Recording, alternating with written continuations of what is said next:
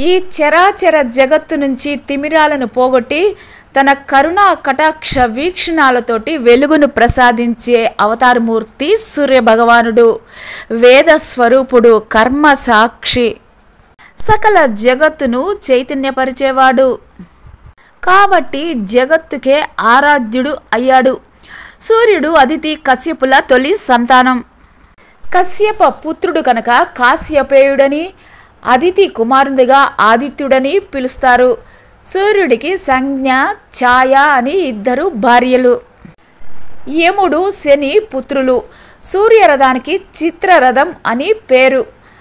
ఆ కారణంగా చిత్రరథుడు అనే పేరు కూడా ఉంది. సూర్యుని రథానికి ఒకటే చక్రం.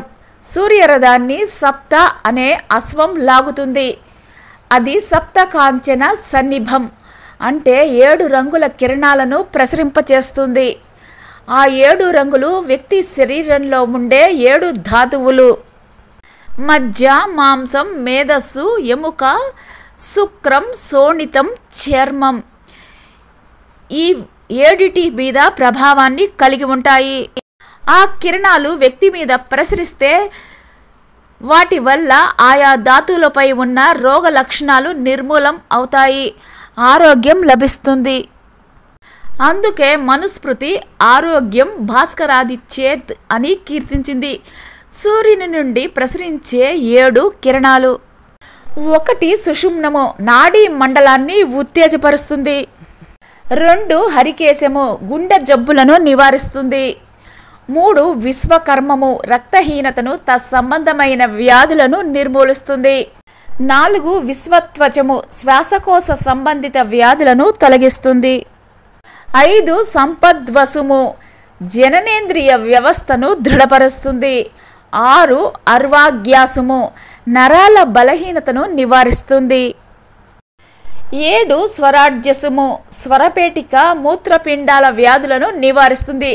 సూర్యారాధన గురించి రామాయణము, మహాభారత గ్రంథాలలో విస్తృతంగా చెప్పడం జరిగింది. అగస్త్యుని ద్వారా ఆదిత్య హృదయం అనే స్తోత్రాన్ని ఉపాసించి శ్రీరాముడు రావణ సంహారం చేశాడు. వన పర్వములో ధర్మరాజు ఆదిత్యుని ఉపాసించి అక్షయ పాత్రను పొందాడు. దివోదాసుడు అనే రాజు సూర్యకిరణాల సాయంతో జీవితమంతా ఆహారాన్ని వండుకొని భుజించాడు.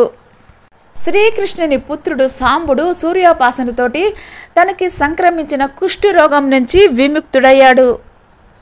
జ్యోతిష్య శాస్త్రం ప్రకారం ప్రళయాంతరంలో సకల జగత్తు అంధకారమయమైనప్పుడు శ్రీ మహావిష్ణువు తిరిగి సృష్టిని ప్రారంభిస్తూ తొలిసారిగా గ్రహ నక్షత్రాలను సృష్టించాడు. గ్రహాధిపతి అయిన సూర్యునిగా తానే వెలుగొందాడు. భాస్కరుని నుంచే సృష్టి రచించబడింది. భగవతారాధనలో ఆదిత్యుని మించిన దైవం లేదని చెబుతూ శ్రీ శంకర భగవత్పాదులు ఏర్పాటు చేసిన పంచాయతన అర్చనా విభాగంలో ఆదిత్యునికి ప్రముఖ స్థానాన్ని కల్పించాడు.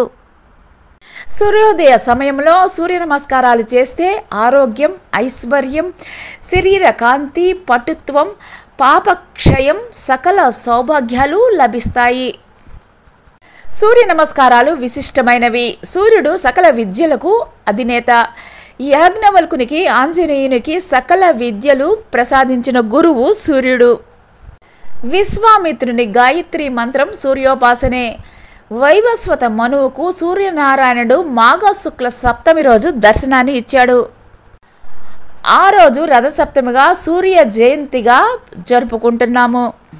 అందరూ శ్రద్ధగా సూర్య ఆరాధనతో పాటు సూర్య నమస్కారాలు చేస్తే ప్రత్యక్ష దైవమైన సూర్యనారాయణుని అనుగ్రహం పొందవచ్చు.